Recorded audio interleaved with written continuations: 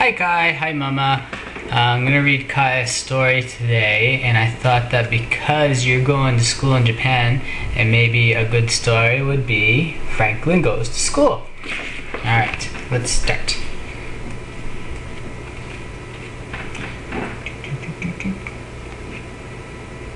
Can you see? There. Franklin could count by twos and tie his shoes. He could zip zippers and button buttons, but Franklin was worried about starting school. And that was a problem, because Franklin was going to school for the very first time.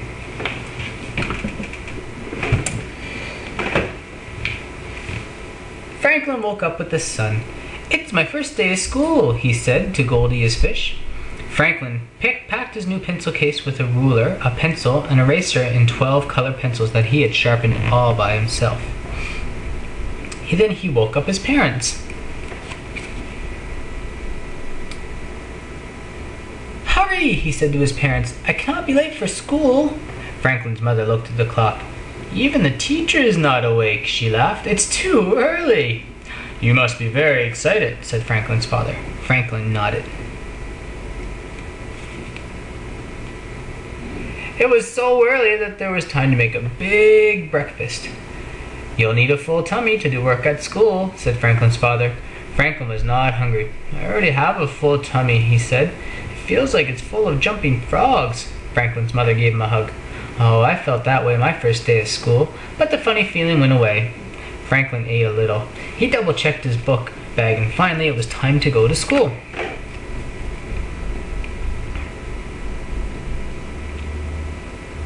Halfway to the bus stop, Franklin clutched his tummy. "Oh, I don't want to go," he said. Franklin's father gave him a hug. "Oh, that's how I felt when I started school," he said. "Look, all your friends are waiting for the bus." There was a big crowd at the bus stop. There were brothers and sisters and mothers and fathers. Beaver was carrying her favorite book. "I can read it," she said. "All of it?" asked Bear. "Yes," she answered proudly. Franklin rubbed his tummy.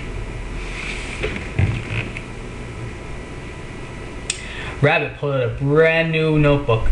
"My big sister showed me how to write my numbers," he said. "All of them?" asked Fox. "Most of them," boasted Rabbit. Franklin looked at his mother. "I want to go home," he said. "We will be here after school to hear all about the things you did today," she said.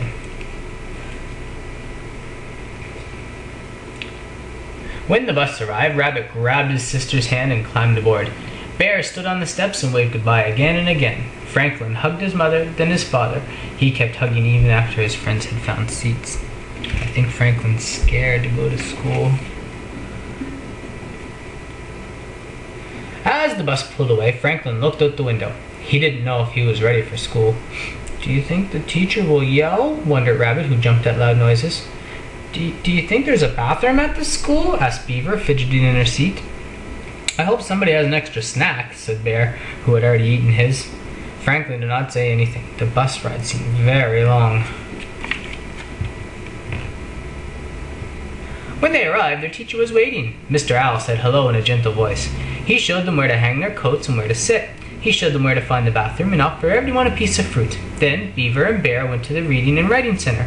Rabbit went to the play kitchen, but Franklin stayed in his seat. "What would you like to do today, Franklin?" asked Mr. Owl. "Oh, I don't know," said Franklin, rubbing his tummy. "I cannot write all my numbers like Rabbit can. I cannot read like Beaver can." "Rabbit and Beaver will learn new things at school, and so will you," said the teacher. Franklin started to doodle. "Oh, I can see that you're a very good artist," said the teacher. Franklin sat up taller. "I know all my colors too," he said. "Well, what color is this?" asked Mr. Owl, holding up a colored pencil. "It's a special blue," said Franklin. "It's turquoise." "Now you have taught me something," said Mr. Owl. "Is there something special you would like to learn?" There were so many things that Franklin wanted to learn that he had trouble deciding. Finally, he asked Mr. Owl to help him read his favorite storybook. Franklin made a building of blocks. He sorted the money in the classroom store and painted 4 pictures, 1 for the teacher, 1 for himself, and 2 for his parents. It was a wonderful day. Franklin sat at the back of the bus all the way home. He bumped up and down. He was so busy having fun that he almost forgot to get off at his stop. His parents were waiting. "How's your tummy?" they asked. Franklin looked puzzled. It had been such a good day that he'd forgotten all about his jumpy tummy. "Oh, my tummy is empty," he said. "That feeling will go away too," said Franklin's father.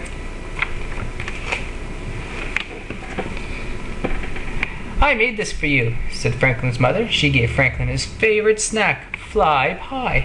"And I made this for you," said Franklin. He gave his parents 2 pictures and 2 big hugs.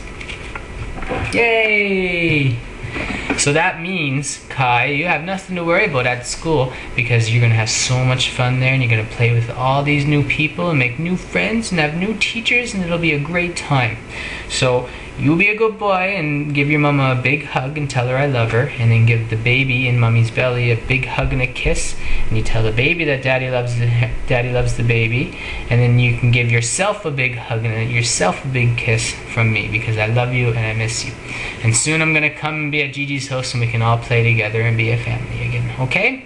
Alright buddy, I love you. Have a good sleep. Night.